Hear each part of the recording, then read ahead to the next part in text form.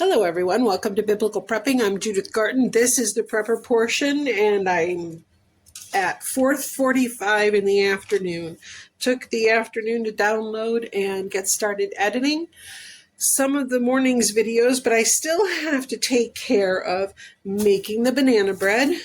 I have to take care of the asparagus and get that ready for freezing, make our butter, which is this back here, and also make a mixed meat recipe that I took the meat out for. So we're going to get this started. Since the banana bread up here takes about 45 minutes to an hour to bake, I'm going to start with that. It's very simple. And like I said, if I can find the link to the video I watched, I will include it, which has the original video mentioned on that as well. So here we go. Now remember, I'm not saving my peels because our soil is too high in potassium. I don't care about the bruises on this banana or any of the other ones either. So what you need is 3 bananas.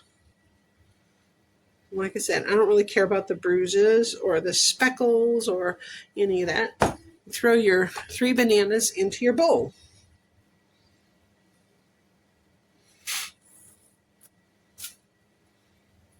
Now you're going to want to smash them. I'm actually going to just use a fork rather than my potato masher because, one, I don't want to have to make Jim wash the potato masher, and because it's kind of difficult to clean. But the other reason is because these are so soft, I should be able to smash these just with a fork. Now, when I watched the original video, the people who did the bread made it with, they just went ahead, I made it directly in the pan and smashed everything in there, mixed everything up. I'm not doing that because I want to be able to use the parchment paper. I found that I'm very grateful I used the parchment paper the first time because it would have stuck to my pans pretty badly. So I'm glad I did that. So, all right, there's our banana peels. Let's mash those bananas. All right. Now, in this bowl, I actually have a little bit of cocoa. I'm going to take a little bit of the dough once it's mixed up. I'm going to take a little bit of this dough, put it in that bowl, and mix it with the cocoa. The people who showed this recipe to begin with, they actually used melted chocolate chips. I don't happen to have any because I forgot to save them. I actually mixed my chocolate chips with my trail mix when I got it home. And I totally forgot to save any of the chocolate chips. So here we go. Look, let's move this back a little bit. Definitely do not want the eggs to fall on the floor. Just want to make sure you can see where I am. And I'm just smashing. This is a smashing good time, I tell you. Ha ha ha ha. Yes, corny jokes, I know.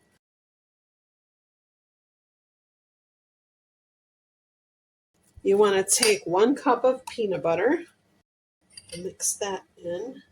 I just like the Kroger natural creamy peanut butter or the natural chunky peanut butter. Love the level of ingredients in a product like this. Roasted peanuts and salt. Very simple. No sugars. And I'll tell you what, the first time I made this loaf was so sweet. I am glad there's no sugars in anything. That's pretty good. Another thing I could do with the cocoa, and I'm actually standing here thinking maybe I will, instead of mixing it with the dough or the batter, I might mix it with a little bit of melted butter. That is another option. Taking about 2 tablespoons of butter, because that's about 3 tablespoons of cocoa. That is for actually swirling through the loaf. So we're going to melt this. Next, you want 2 eggs. All right, so that's the 2 eggs. Now we need 1 teaspoon of baking powder and some vanilla. So first, I want to mix this all together.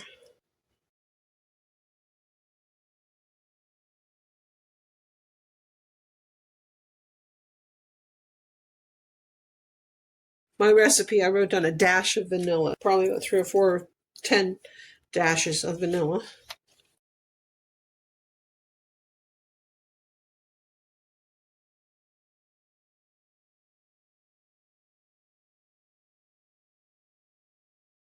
I'm not happy about all the lumps of banana in here. I know the last time it mixed up much better. Maybe I should have used the potato masher, right? I guess we're going to see how this turns out. I can't get the lumpies out. We have to remember we're going to need that teaspoon of baking powder. Well, this is the fun part because my paper has a bad habit of falling down into the pan, and I don't want that to happen. So we're going to try and do this carefully.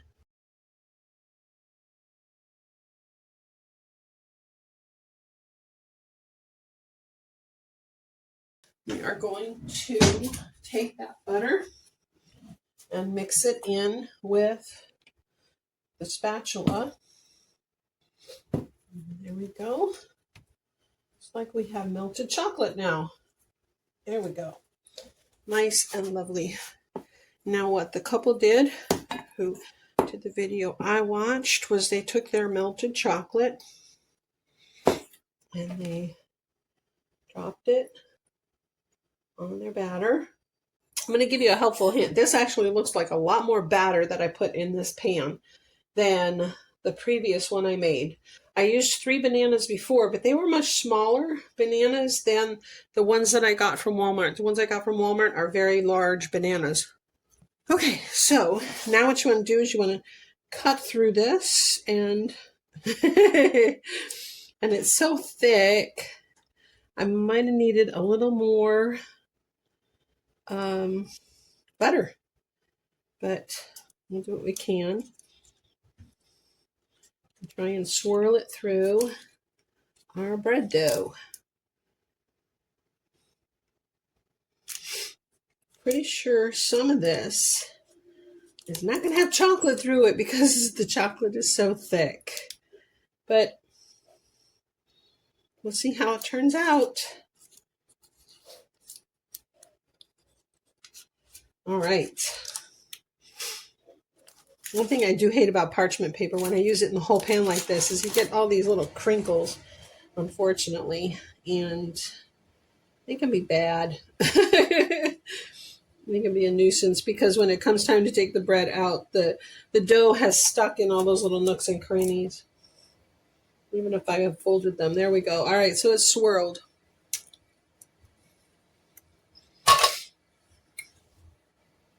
Now the recipe says 30 minutes at 400. That was not a good temperature or time for us last time.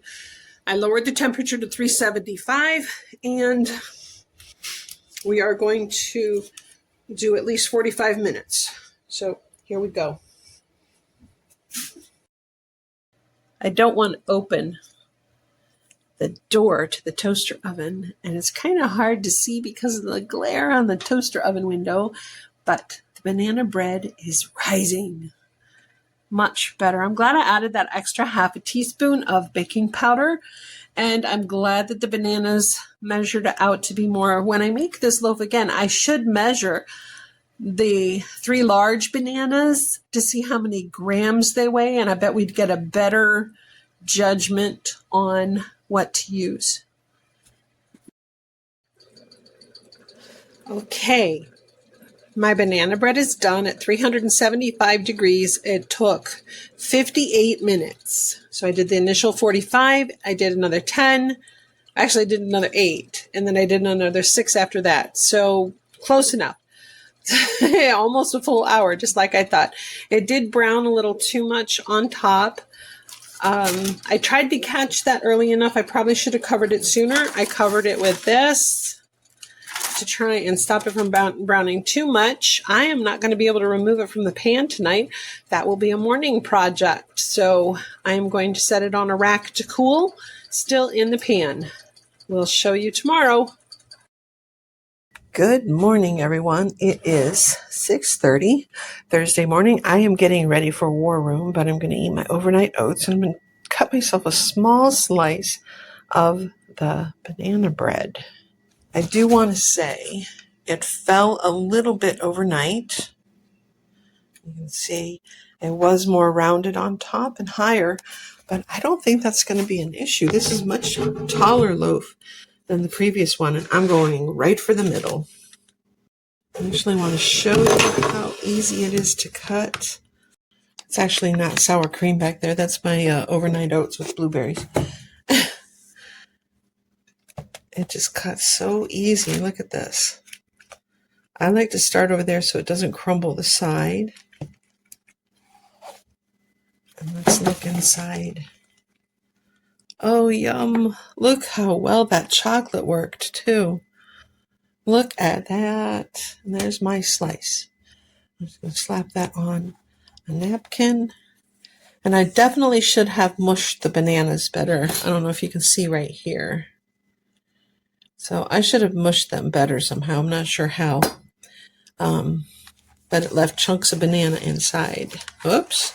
It is delicate and falls apart, so if you're going to serve it, you might want to serve it with a spatula.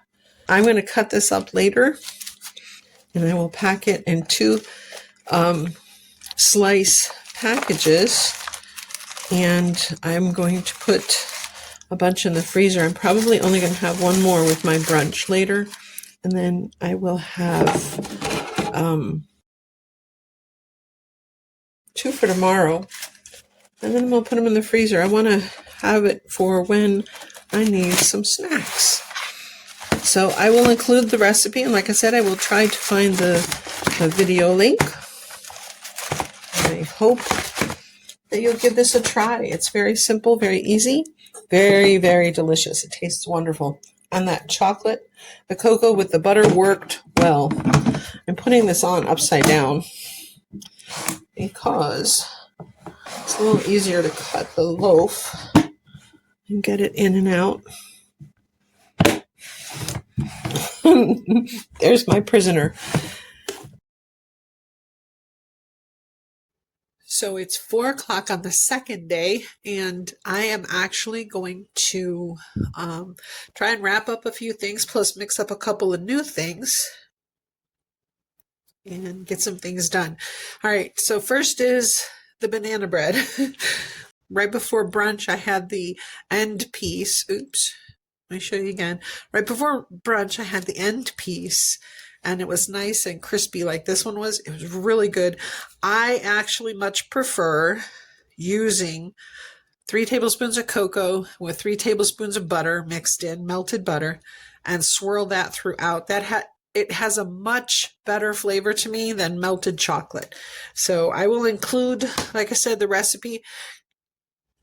Where's my hand? The recipe down below in the comments, and I will try to find that video I originally watched and link to that. Now I'm going to slice this up real quick, separate it into 2-piece portions, and I'm going to vacuum seal some of it.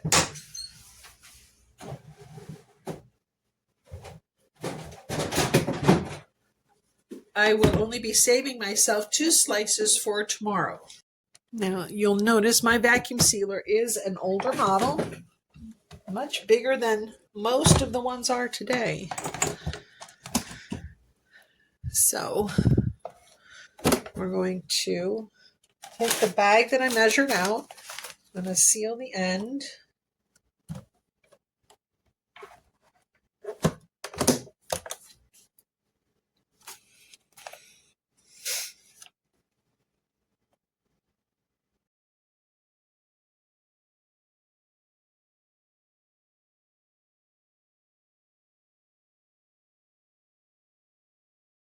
I'm also going to seal it in the middle, 2 seals, 1 on each side of this fold that I made.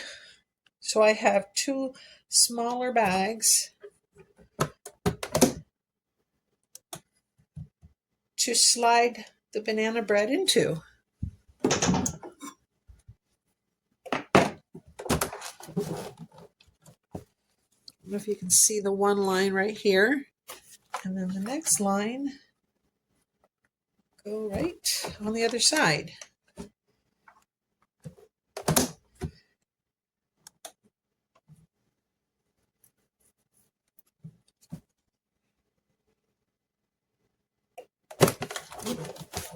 Now I can take my scissors, slice that down the middle. The reason why I'm doing that is this happens to be an 11-inch roll.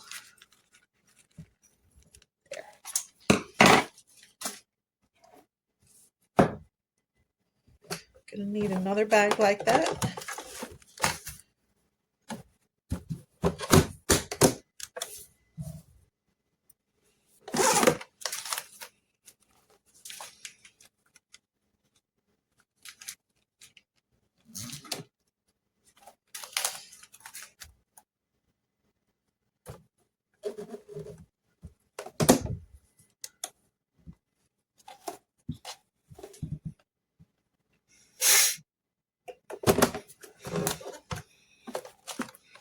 Doing the same thing to create 2 smaller bags. And that's why I like to cut the way I was cutting it this morning in this bag. Just tried to break that direction. I'm going to flip it around. I'm going to leave these 2 middle uneven pieces as my my slices for tomorrow. They're a little bit wacky.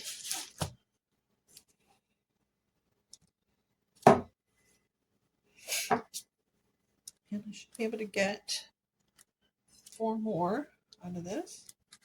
1, 2,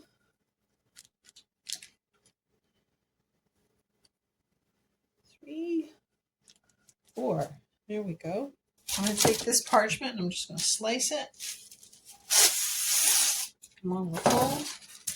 And I will take 2 pieces of bread and wrap them up inside. Then they should slide nice and easy into the bag, and I can take them out whenever I want to have a snack next week.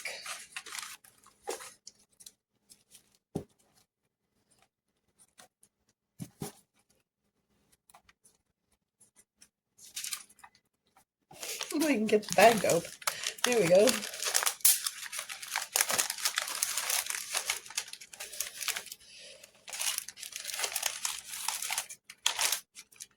Slide that right in there. There's 1.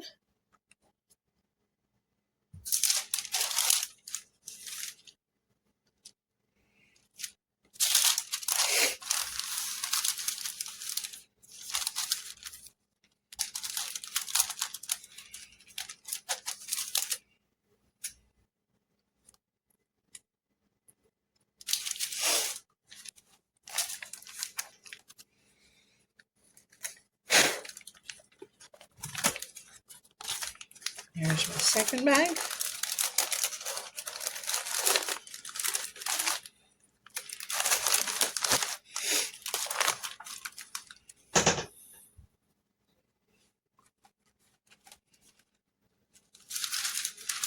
I just need 1 more piece of parchment.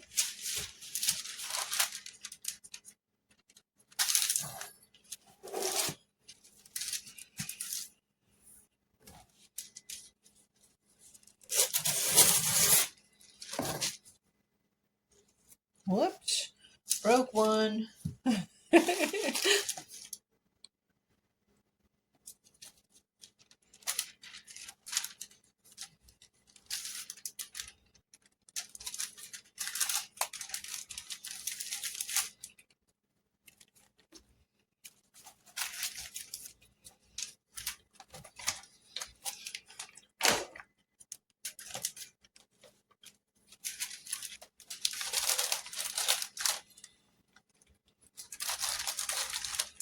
There we go. There's number 3. So I got 3 of those for next week or the week after, and I've got these 2 for myself for tomorrow.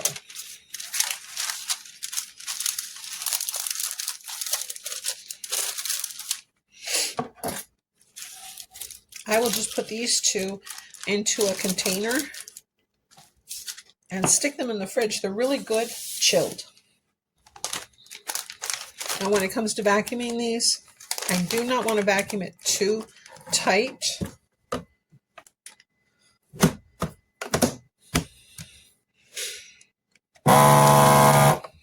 So I just want to suck up out enough air like that, and then seal it. Of course, remember to label it with the date and what's inside, just in case for some strange reason you rearrange the freezer.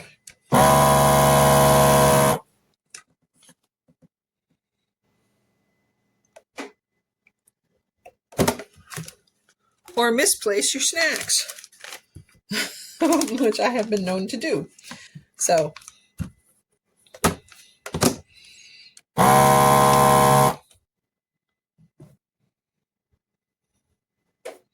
if I vacuum sealed these to the point of full vacuum, I'd end up with squished banana bread.